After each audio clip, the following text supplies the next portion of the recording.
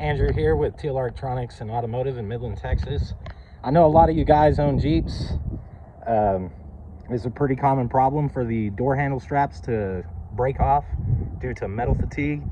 Today I'm going to show you how I fix them. So you ever go to grab the handle on your Jeep and when you pull it, oh no, my door handle strap broke. What am I to do? First off, unscrew it. So here's our door handle strap from the driver's side. I've already replaced the passenger side.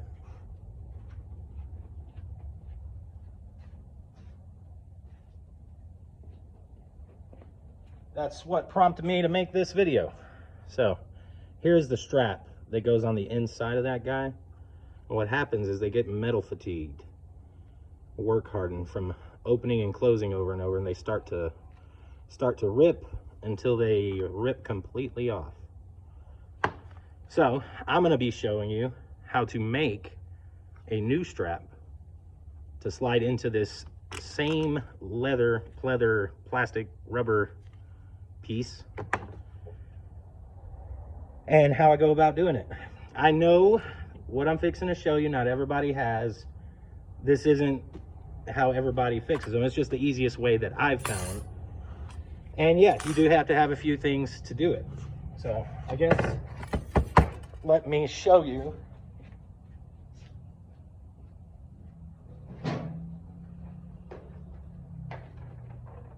what I have to do this and why I have it. So I also do welder repair on the SA200s. They have these metal straps holding the fuel tank to these fuel tank brackets that bolt to the frame. They are just shipping straps with metal crimp tabs. So guess what I keep? I keep shipping strap, ratchet, crimper, crimps. I keep all this stuff so that I can service the fuel tanks on the SA200s. So I'm pretty sure you might not have it. That being said, none of this was actually very expensive at all. The only other thing that you'll need to do what I'm about to do is this cool little guy right here. This is a very cheap sheet metal hole punch. I believe the size that I'm using is 3/16 or 4.76 millimeters.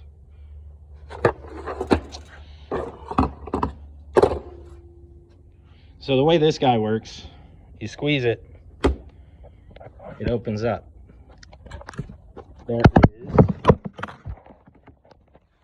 There is a small knurled die on the inside, one that moves on the top and one that doesn't move on the bottom.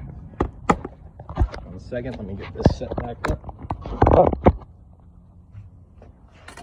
So normally you would wrap this around that fuel tank or anything you're going to ship. I also use this for shipping items to customers. But fairly simple. You get everything lined up, and then this ratchet will bring one strip and slide it over the other. And then whenever you get it where you want it and you got it nice and tight around whatever you're shipping or strapping, you put that little 5/8 crimp on there. You take the crimp tool, slap it around there, and then you squeeze with all your might. And it crimps the metal so that there's no way they can slide apart up to a reasonable amount of force. But what I'm going to be doing is I'm going to be taking a strip of this, punching a couple holes in it, and putting it inside of here so that we have a good working door handle again. So I just took this guy, flattened it out up against here, made a little score mark. Don't know if you can see it. Right here, there's just a little bitty score mark. I'll lay it back down. She should fit fairly nice. So then you take some tin snips. I feel like most people know what tin snips are. And you snip her. try to get it as square as my eyeballs can get it. And there we go. We are like 45% done here. And then I adjusted this already on the other door to make sure that I am putting the hole in the right location. From there, it's as easy as opening these jaws, setting up the tool, obviously, but opening up the jaws, putting this guy in there as centered as possible, closing the jaws.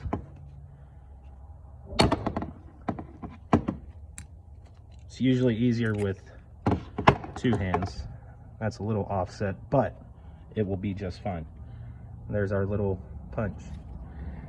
These bands, I believe, are spring steel, so they work exactly as well as this. And I just so happen to luck out because these are 5/8 and this is 5/8. Now, the straps that came on the SA200s, most of them that I see are 3/4, but I mean, all intents and purposes, 5/8 is going to hold just as well on that type of application. So let's punch the hole in this other guy, and we'll try to make it a little bit straighter.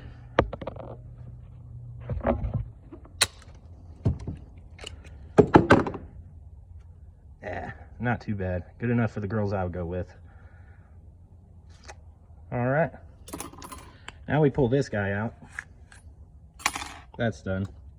If you want this to slide in a little bit easier, you could put a little bit of silicone dielectric grease or just bearing grease. I have no idea if petroleum products are going to, you know, deform this at all. So what I'm going to do is just go hit the corners on a grinder and a wire wheel just to soften it up, and we're going to push it in there dry.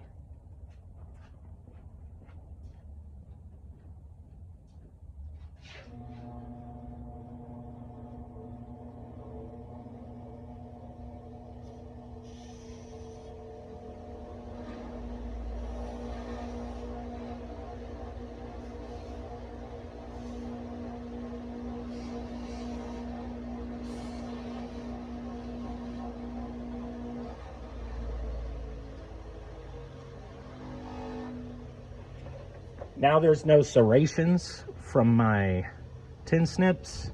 It's nice and smooth, no sharp corners. It shouldn't catch anything. Let's see if I can just push this in here without embarrassing myself.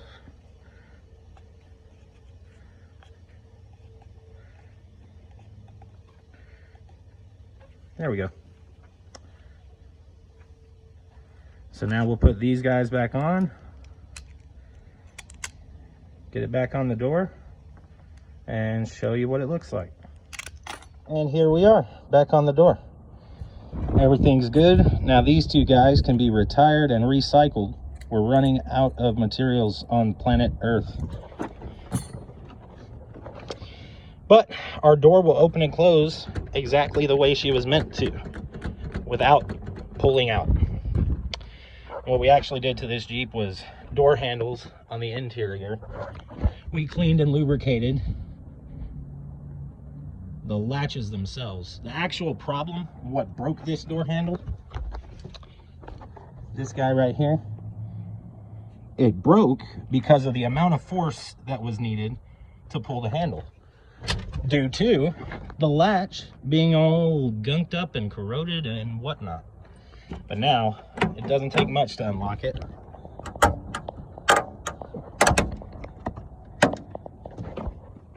So now she's closed. Barely any force. Now she's open. But yeah, we got the doors going back on this sucker. I know there's a lot of older vehicles that use these type of door handles here and those type of straps to close them.